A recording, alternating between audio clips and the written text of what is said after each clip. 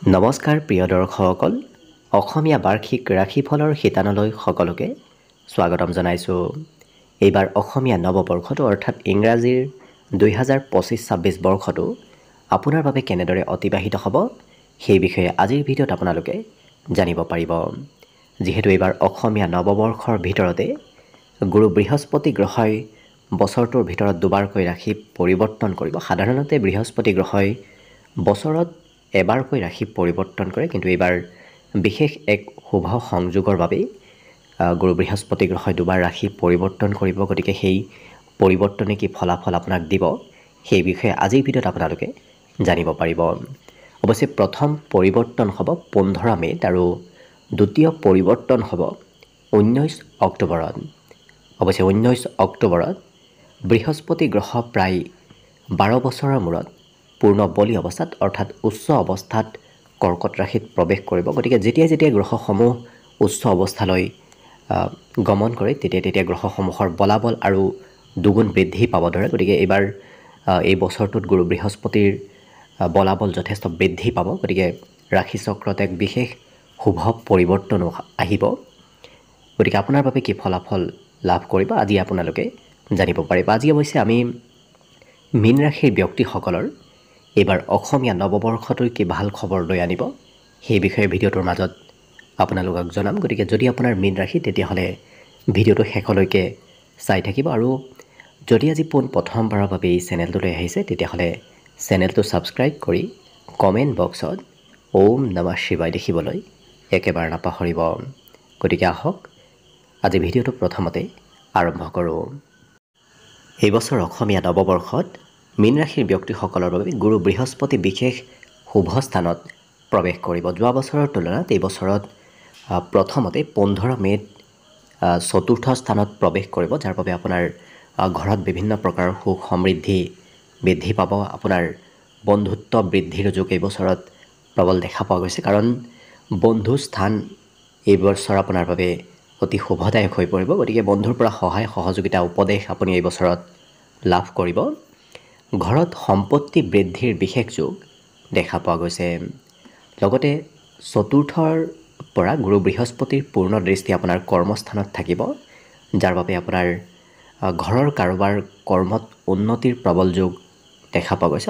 অৱশ্যে আপোনাৰ কৰ্মত বিশেষ সুফল আপুনি লাভ কৰিব, কাৰণ যিহেতু মীন ৰাশিৰ ব্যক্তিসকলৰ বাবে ৰাশিৰ অধিপতি গ্ৰহটোৱে হৈছে গুৰু বৃহস্পতি গ্ৰহ, আৰু আপোনাৰ কৰ্মস্থানৰো অধিপতি হৈছে বৃহস্পতি গ্ৰহ। গতিকে এই বছৰ কৰ্মস্থানত যিহেতু পূৰ্ণ দৃষ্টি 19 অক্টোবৰলৈকে থাকিব, গতিকে 19 অক্টোবৰলৈকে কৰ্মত বিশেষ সুফল তেওঁলোকে লাভ কৰিব। অৱশ্যে মাজে সময়ে খৰচৰ মাত্ৰা অকণমান বৃদ্ধি পাব পাৰে। অৱশ্যে আপুনি চিন্তা কৰিব কোনো প্ৰয়োজন নাই, কাৰণ গুৰু বৃহস্পতিৰ দৃষ্টি দ্বাদশত থকাৰ লগে লগে ভাল ক্ষেত্ৰত খৰচ হোৱাৰ সম্ভাৱনা যথেষ্ট আছে। গতিকে যি খৰচ হ'ব আপোনাৰ সৎপথত খৰচ হ'ব, ধাৰ্মিক ক্ষেত্ৰত খৰচ হোৱাৰ সম্ভাৱনা এইবছৰ বেছি দেখা পোৱা গৈছে। আধ্যাত্মিকতাৰ প্ৰতি আপোনাৰ গুৰুত্ব বাঢ়িব, ধৰ্ম কৰ্মৰ প্ৰতি আস্থা বিশ্বাস এইবছৰত বৃদ্ধি পাব। কিন্তু অকণমান হজম শক্তি কমিব পাৰে। গতিকে যিমান পাৰে আপুনি বেছি মাছ মাংস খোৱাৰ পৰা এইবছৰত দূৰত থাকিব, পাৰিলে মাছ মাংস নোখোৱা চেষ্টা কৰক। দেখিব গুৰু বৃহস্পতিৰ শুভ প্ৰভাৱ আপুনি এই বছৰটোত নিশ্চয় লাভ কৰিব। একেদৰে 19 অক্টোবৰৰ পিছত আপোনাৰ পঞ্চম স্থানত গুৰু বৃহস্পতিৰ প্ৰৱেশ হ'ব। গতিকে পঞ্চম স্থানত উচ্চ অৱস্থাত গুৰু বৃহস্পতিৰ প্ৰৱেশে এই বছৰত আপোনাক বিশেষ সুফল প্ৰদান কৰিব, কাৰণ শিক্ষাত 19 অক্টোবৰৰ পিছত শিক্ষা ক্ষেত্ৰত উন্নতি প্ৰগতিৰ যোগ দেখা পোৱা গৈছে। আপোনাৰ প্ৰেম সম্বন্ধত মধুৰতাৰ যোগ প্ৰবল দেখা পোৱা গৈছে। যদি আপুনি বিবাহিত তেতিয়াহ'লে সন্তানৰ ফালৰ পৰা আপোনাৰ বিভিন্ন প্ৰকাৰৰ সুখবৰ এই বছৰত লাভ কৰিব। সন্তানৰ উন্নতি প্ৰগতিৰ যোগ দেখা পোৱা গৈছে। যদি উচ্চ শিক্ষা ল'ম বুলি ভাবি আছে তেতিয়াহ'লে এই বছৰত আপোনাৰ উচ্চ শিক্ষাত বিশেষ সফলতাৰ যোগ দেখা পোৱা গৈছে, কাৰণ পঞ্চমত স্থিত গুৰু বৃহস্পতিৰ পূৰ্ণ দৃষ্টি আপোনাৰ নৱম স্থানত থাকিব, যাৰ বাবে ভাগ্যত উন্নতি হ'ব, উচ্চ শিক্ষাত উন্নতি প্ৰগতিৰ যোগ দেখা পোৱা গৈছে। আৰু একাদশত গুৰু বৃহস্পতিৰ পূৰ্ণ দৃষ্টি থকাৰ বাবে উপাৰ্জন পাতি বৃদ্ধি পাব। গতিকে বিভিন্ন পথৰ পৰা ধন উপাৰ্জনৰ যোগ এই বছৰত দেখা পোৱা গৈছে। অৱশ্যে সৎ পথেৰে ধন আগমনৰ সম্ভাৱনা যথেষ্ট আছে, কাৰণ গুৰু বৃহস্পতিৰ দৃষ্টি একাদশত থকাৰ লগে লগে এওঁলোকৰ জীৱনত সৎ পথেৰে এই বছৰত গুৰু বৃহস্পতিয়ে ধন দিব। লগতে মনৰ আশাবোৰ পূৰ্ণ হোৱাৰ সম্ভাৱনাও যথেষ্ট আছে, কাৰণ গুৰু বৃহস্পতিৰ দৃষ্টিত এই ৰাশিৰ ব্যক্তিসকলৰ মনৰ আশাবোৰ এই বছৰত পূৰণ হ'ব। আৰু আপোনাৰ ৰাশিৰ ওপৰত যিহেতু পূৰ্ণ দৃষ্টি থাকিব 19 অক্টোবৰৰ পিছত, যাৰ বাবে স্বাস্থ্য পাতিত সবলতা আহিব, আপোনাৰ দৈহিক সৌন্দৰ্যতা বাঢ়িব, আপুনি যি কথা কয় সেই কথাবোৰ সমাজত সকলোৱে মানি চলিব, সমাজত লোকপ্ৰিয় হৈ পৰাও দেখা যাব। গতিকে ধীৰ স্থিৰ স্বভাৱে আপোনাক সমাজত এক লোকপ্ৰিয় ব্যক্তি কৰি তুলিব এই বছৰত। গতিকে গুৰু বৃহস্পতিৰ দৃষ্টি আৰু স্থিতি এই বছৰ আপোনাৰ বাবে অতি শুভদায়ক দেখা পোৱা গৈছে।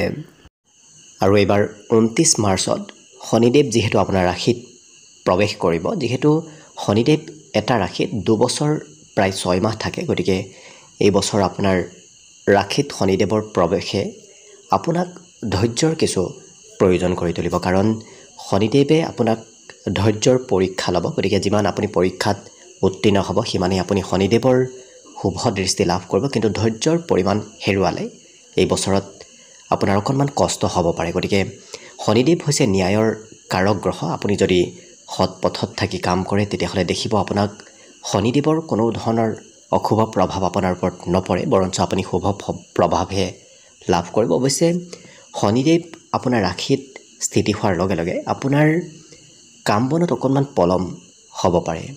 যিকোনো কাম আপুনি কৰ্মক্ষেত্ৰত কৰি থকা কাম বনবোৰত অকণমান পলম হ'ব পাৰে, ধৈৰ্যৰ কিছু প্ৰয়োজনীয়তা আহি পৰিব পাৰে। যদি আপুনি ব্যৱসায় কৰে, তেতিয়াহ'লেও অকণমান ব্যৱসায়ৰ গতি লেহেম হ'ব পাৰে।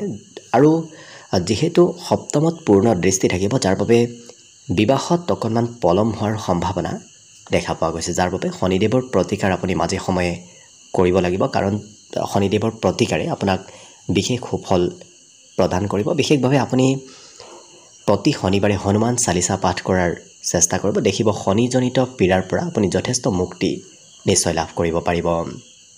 লগতে যিহেতু ৰাশিৰ পৰা তৃতীয় স্থানত পূৰ্ণ দৃষ্টি থাকিব, যাৰ বাবে ভাতৃ ভগ্নীৰ সৈতে হয়তো কিবা কথাত মতভেদ এই বছৰত আহিব পাৰে, গতিকে গুৰুত্ব ৰাখিব।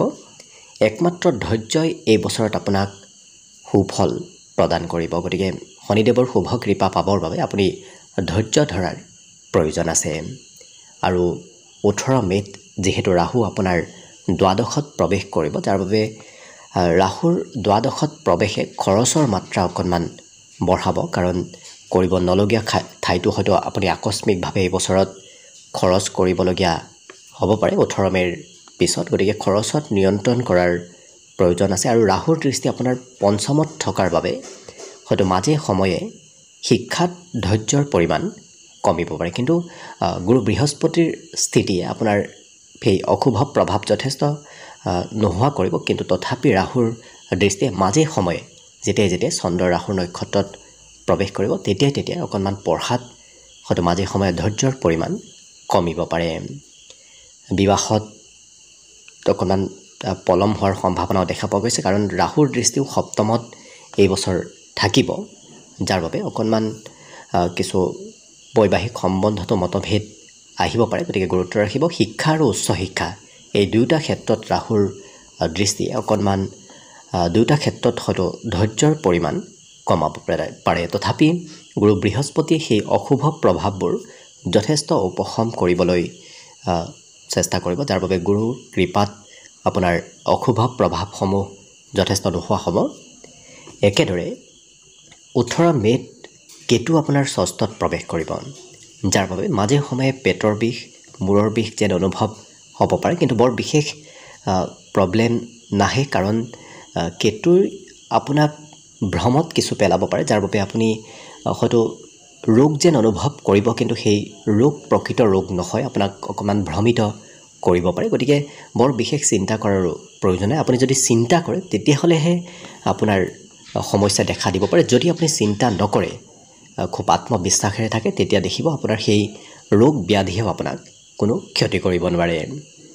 অৱশ্যে ভ্ৰমণ যাত্ৰা মাজে সময়ে হৈ থাকিব, কাৰণ কেতুৰ দৃষ্টি দ্বাদশত থাকিব, যাৰ বাবে আকস্মিক আপুনি এই বছৰত যাত্ৰা কৰিব লাগিব। হঠাৎ প্লেন ক'ৰবালৈ যোৱা প্লেন এই বছৰত হোৱা দেখা যাব, আৰু আকস্মিক ধন প্ৰাপ্তিৰ সম্ভাৱনাও এই বছৰত দেখা পোৱা গৈছে। গতিকে কেতুৱে আপোনাক এই বছৰত আকস্মিক ধন দিয়া দেখা যাব। এই বছৰৰ গ্ৰহস্থিতি অনুসৰি আপুনি এনেধৰণৰ ফলাফলবোৰ লাভ কৰিব। কিন্তু যিহেতু গুৰু বৃহস্পতি প্ৰথম কেন্দ্ৰস্থানত থাকিব, তাৰপিছত ত্ৰিকোণত প্ৰৱেশ কৰিব, যাৰ বাবে একমাত্ৰ গুৰুৰ কৃপাত, গুৰু বৃহস্পতিৰ দৃষ্টি আৰু স্থিতিয়ে আপোনাক অশুভ দোষৰ পৰাও যথেষ্ট শুভ ফল প্ৰদান কৰিব। গতিকে একমাত্ৰ গুৰু বৃহস্পতি আপোনাক এই বছৰত শুভ ফল প্ৰদান কৰা দেখা যাব। তথাপি আপুনি শনিবাৰ মঙলবাৰে হনুমান চালিচা পাঠ কৰাৰ চেষ্টা কৰিব। দেখিব সকলো গ্ৰহজনিত পীড়াৰ পৰা আপুনি নিশ্চয় মুক্তি লাভ কৰিব পাৰিব। গতিকে আশা কৰিছোঁ আগন্তুক বৰ্ষটো যেন আপোনাৰ শুভ আৰু মংগলময় হৈ পৰক, তাৰেই কামনাৰে ভিডিঅ'টো আজিৰ বাবে ইমানতে সামৰণি মাৰিছোঁ। ধন্যবাদ।